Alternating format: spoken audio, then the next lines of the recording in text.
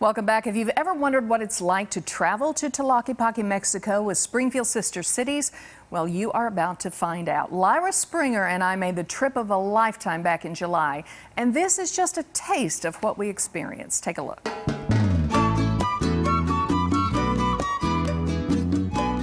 How do we even start talking about all we did in Mexico? I don't know. We did so many things in such a short amount of time. For starters, when you leave here in the morning, you get there by early afternoon, and a family picks us up in their private car, takes us to their home, and cooks us lunch in their house. Who does that? Home cooked meal, authentic, right there, short flight. I mean, we just didn't waste any time. None at all. And do you remember the music that was playing during lunch? Coming to America. Coming to America. Neil Diamond. So we are getting ready to meet the band as they practice to get ready for their concert. And we can hear them all the way down the block as we're walking towards them. We can't wait to get a peek of what they're doing. Next up was the rehearsal at the beautiful El Refugio, which was like a historic... It was a hospital. It used to be a hospital, and then, I mean, they used it for lots of different things, but now they're using it as like a concert area. Long lost buddies they hadn't seen in a long time. It was such a fun, really reunion feeling. And they're communicating without words. They're communicating with the music, with the rhythm, showing each other like faster, slower, louder. It's so amazing to see that kind of interaction. From there, we went back to the hotel real quick, had one of Charlie's famous margaritas. Charlie is well known. The hotel is the Quinta Don Jose. Lovely hotel. By the way, to get into the hotel, you hit the buzzer and just say, Springfield. And then we went to a restaurant for our first concert. And the bands were just up there playing already when we got in there. M-Doc played with Canela. And then remember the family that cooked us lunch earlier in the day? There they were on the stage. All of a sudden. Singing like birds. Does everybody in Mexico sing? Day 2 began with pretty much a city tour of Tlaquepaque, which I appreciated because I've never been there before. No, me either. And they said we'd be in for a lot of walking. They were right, because we got to see everything. It was awesome. There was a nice little square dedicated to sister cities, and they had a plaque talking about Springfield. It was very cool. It was really cool. And Tlaquepaque means city on clay, so they're well known for their art. So we went into the art galleries. We went into 2 beautiful cathedrals that are kind of right there in the town square that are just gorgeous. The chocolate factory was wonderful. That was good. The candy, the homemade candy that we got to try. So then from there, we got to meet Rodo Padilla. Now, he's the artist that did the sculpture at the Botanical Gardens. Yes. And we actually got to see his workshop and all of the things that he does in his workshop. It was fantastic. He was so generous by just opening up the doors, letting us see everything, really. So after a very, very busy day of touring the city, we went through the driving rain looking for the restaurant where this concert was supposed to be. And the next thing you know, you round the corner. And all of a sudden, I just peek in this little alleyway, and it's booming with lights and color and music. Like you've never seen. Everybody in the restaurant was loving it. They were clapping, they were swaying, they were singing. And then when Paco sang the song that he wrote for Springfield, everybody held hands, and it was just beautiful.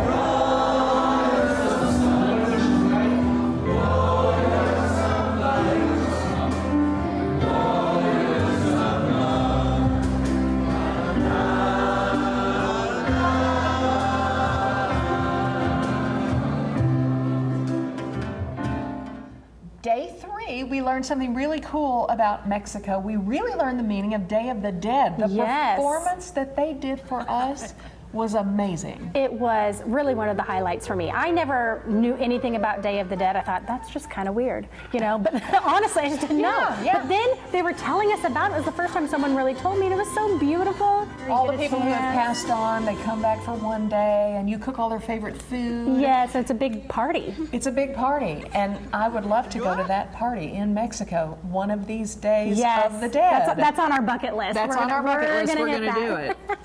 Then came a salsa lesson. You learned how to make authentic Mexican salsa. Right there as a group, they were teaching us, I mean, really authentic, someone translating to tell us what we should do, fresh ingredients. And then, of course, we got to taste everything. Two different kinds. You did good. You did great.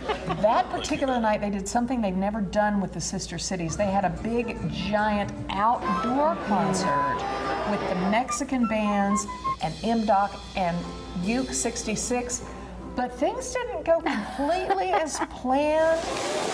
Okay, so there's this, and it's not just the fountain. It's pouring rain. Was it just me, or did you wonder if there was going to be a concert there for a few minutes? Oh, I thought there was a strong chance that it might be canceled. One of the things I did during the breaks was just walk around the town square, and what really struck me was the families, the togetherness. Everybody sang together at the end, and it was one of those beautiful moments with the beautiful song written for Springfield. So we got to hear the song again, and it was just so gorgeous. And then, just when we thought the night was over, the taco truck happened. We love the taco truck. Were those the best tacos you've ever had in your life? In my entire life. Ever? Oh, yes. Ever? Oh, yes. Okay, so the next day, and every day starts with the beautiful traditional Mexican breakfast. We would go out in the courtyard every day and shoot our little daily briefing videos about what we had been doing, so we did one of those.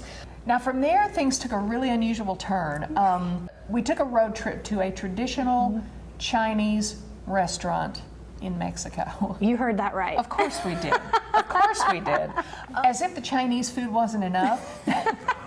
That's when she and I decided to go visit all the food vendors in town. We may have a problem, Joy. We do. Let's just admit it up front. We are so ready for the big concert night. After that was the big concert. Now this was in a concert hall. All of the musicians were there again. Many of the townspeople came. So there was nearly a full house. People were so enjoying this music. They were waving their cell phones in the air. Yes, it was fantastic. And you can see we've got lots of signatures. The final task, we signed the sombrero. Everybody that visits from Springfield Sister Cities gets to sign the sombrero, and you and I signed the sombrero. So we're official. We're part of the group. We signed the official. sombrero, We're and in the it's club. on display there at the hotel. That was so very meaningful. Yeah. We were spoiled, is what we were. We were spoiled. spoiled. Around every corner, there was either good food or good music or good friends.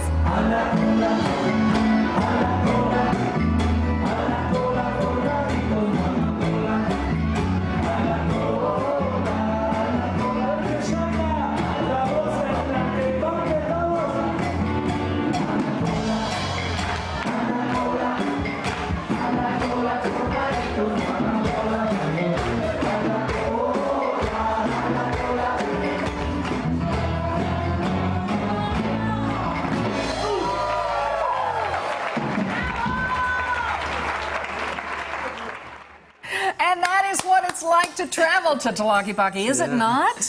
It's incredible. It is amazing. Do it. You will not regret it. And remember Charlie, the bartender at Quinta Don Jose Boutique Hotel. Charlie Lopez is here, and after the break, he's going to mix one of his famous margaritas for Carrie and I. More Ozarks Live is just around the corner. Thank you.